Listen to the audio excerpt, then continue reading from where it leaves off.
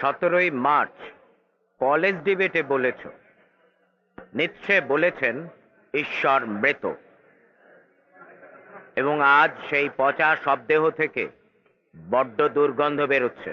Sir, ডিবেটে একটা first হওয়ার ব্যাপার থাকে, অ্যান্টি রিলিজিয়ানটা খুব খায় স্যার। 23 জুন আড্ডায় বলেছ, ভগবান নিশ্চিতভাবেই আছেন এবং তিনি নিশ্চিতভাবেই একজন তিলেখচ্চর। স্যার, এগুলো লোককে ইমপ্রেস করার জন্য।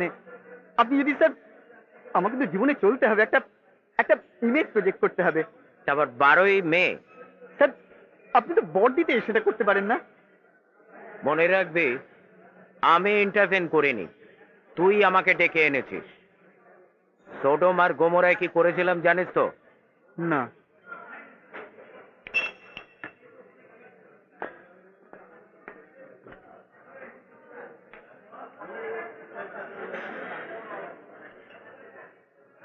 সোডমে সোডমই চলিত, আর গোমরায় সকলে গোমরা হইয়া থাকিত।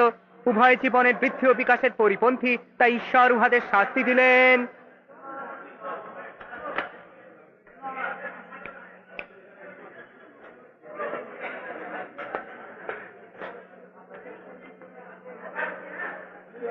ঈশ্বর বলিলেন, আলোকহীন অগ্নিতে প্রজ্বলিত হও, উজ্জ্বল অন্ধকারে পল্লবিত হও, তবে ঠেলা বুঝিবে।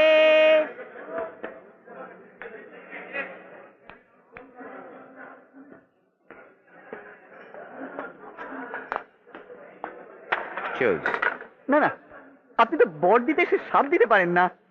এটা তো একটা মোস্ট আনএথিক্যাল। এটা তো আপনার ডিগনিটি থাকে না। তাতে আমার ছেঁড়া যায়। বাস স্যার, স্যার, আপনি খুব ভালো করে জানেন আপনি এটা করতে পারেন না। ফার্স্টলি, আমি কি করব আর কি করব না সেটা ডিসাইড করবে কে? তুই। আর সেকেন্ডলি, কোনটা বর আর কোনটা সাপ সেটা ডিসাইড করবে কে? তোর বাপ।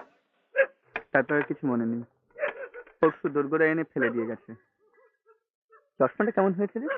ভালো, তবে আমি হলে কিল্টি করা ফ্রেমটা নিতাম। তারাহুড়োর মধ্যে তো আর এই লাঠি হরিণের ছিঁড়ে ছিল না রে? কি জানি বাবা, আমার তো এটা বেশ টেকসই মনে হলো, তাই বাবা অবশ্য বলেছে একটা ভালো কিনে দেবে।